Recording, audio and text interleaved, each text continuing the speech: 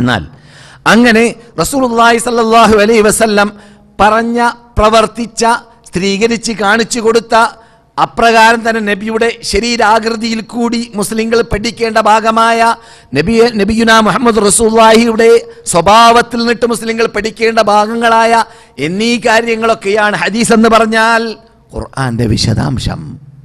അതും ഹദീസാണ്, ഖുർആന്റെ വിശദാംശം. റസൂലുള്ളാഹിയെ അല്ലാഹു എന്തിനു നിയോഗിച്ചു? ലി തുബയ്യിന ലിന്നാസി വഅൻസൽനാ ഇലൈക ദിക്റ, നിങ്ങളിലേക്ക് ഞാൻ ഖുർആൻ ഇറക്കാൻ കാരണം എന്താണെന്നറിയാമോ മുഹമ്മദേ? ലിതുബയ്യിന ലിന്നാസി മാ നുസില ഇലൈഹിം, അവരിലേക്ക് ഇറക്കപ്പെടുന്ന ഖുർആനിനെ നിങ്ങൾ വിവരിച്ചു കൊടുക്കാൻ വേണ്ടിയാണ്. അപ്പോൾ ആര് വിവരിച്ചു കൊടുക്കണം?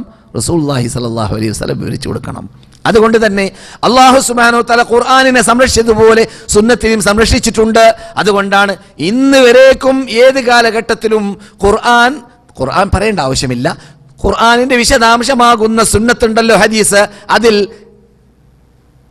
കൃത്രിമം വരുത്താൻ വേണ്ടി ഓരോ കാലഘട്ടങ്ങളിലായിട്ട് പലരും പരിശ്രമിച്ചിട്ട് പോലും ഈ ഹദീസുകളെ കുറിച്ച് വിധി പറയുന്ന, ഹദീസുകൾ സഹീഹോ ലഈഫോ എന്ന് വിധി പറയുന്ന നമ്മുടെ പടുകൂറ്റൻ പണ്ഡിതന്മാരായ താബിഈങ്ങൾ, തബഉ താബിഈങ്ങളുടെ കാലഘട്ടങ്ങളിൽ ജീവിച്ചതായ മഹാത്മാക്കളുടെ, അപ്രകാരം തന്നെ മഹദികളുടെ ശ്രദ്ധയിൽപ്പെടാത്ത, അവര് വിധി പറയാത്ത ഒരു ഹദീസ് പോലും കാണുകയില്ല ലോകത്ത്.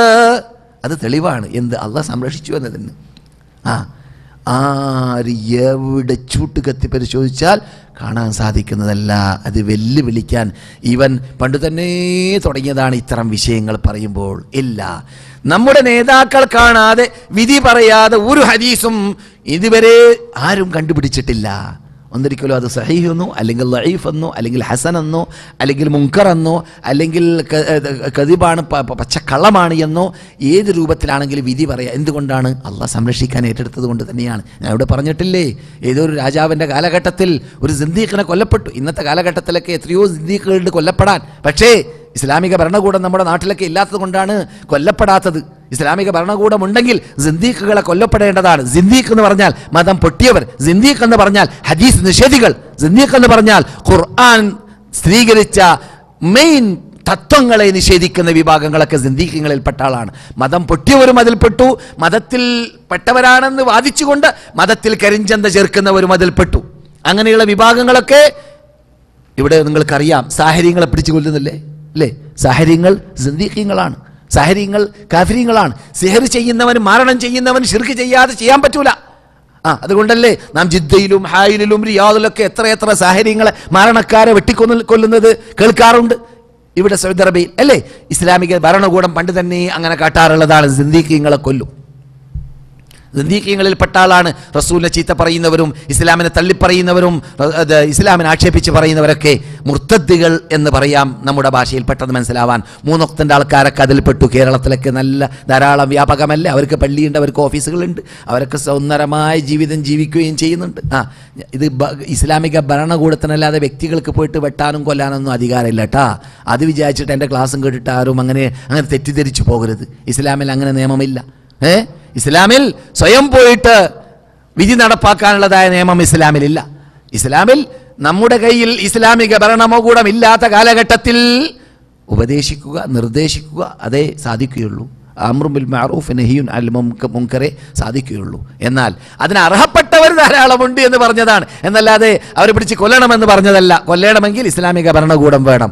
അങ്ങനെ കൊല്ലാൻ വേണ്ടി നമ്മുടെ ഒരു രാജാവ്, എൻ്റെ ഓർമ്മ ശരിയാണെങ്കിൽ ഹാറൂൺ റഷീദാണെന്ന് തോന്നുന്നു, പ്രഖ്യാപിച്ചു ഒരു സിദ്ദീഖിനെ. അങ്ങനെ പ്രഖ്യാപിച്ചതായ വേളയിൽ ആ സിദ്ദീഖ് തൂക്കുമരത്തിലേക്ക് കയറുമ്പോൾ പറഞ്ഞു, ഞാൻ നിങ്ങളുടെ മതത്തിൽ 2000 കള്ള ഹദീസ് ഉണ്ടാക്കിയിട്ടുണ്ട് എന്ന്. 2-ാം നൂറ്റാണ്ടിൻ്റെ മധ്യത്തിലാവാനാണ് സാധ്യത. എന്താണ് പറയുന്നത്? 2000-ഓളം കള്ള ഹദീസ്. അതൊക്കെ ഞങ്ങൾ ഇറയിക്കോളാന്ന് രാജാവിൻ്റെ മറുപടിയും. അത് അക്കാര്യത്തിലൊന്നും നീ സന്തോഷിക്കണ്ടെന്ന്. മൂപ്പർക്ക് സന്തോഷമാണ്. എന്ത്, ഞാനേതായാലും മരിക്കുകയാണെങ്കിലും ഈ മതം തകർത്തിയിട്ടല്ലേ മരിക്കുന്നത്, എന്നെ കൊല്ലാണല്ലേ ഇവര്, കൊന്നോട്ടെ, എന്താ എനിക്ക് ദുഃഖം, പ്രയാസം? ഒരു പ്രയാസമില്ലല്ലോ, ഞാൻ 2000 കള്ള ഹദീസ് ഉണ്ടാക്കിയില്ലേ.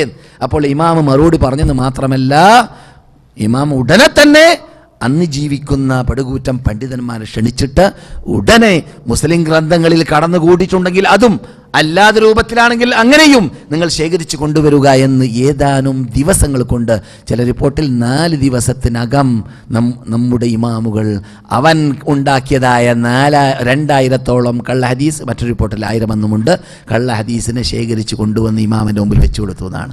ഇതാണ് അവനുണ്ടാക്കിയ കള്ള ഹദീസ്.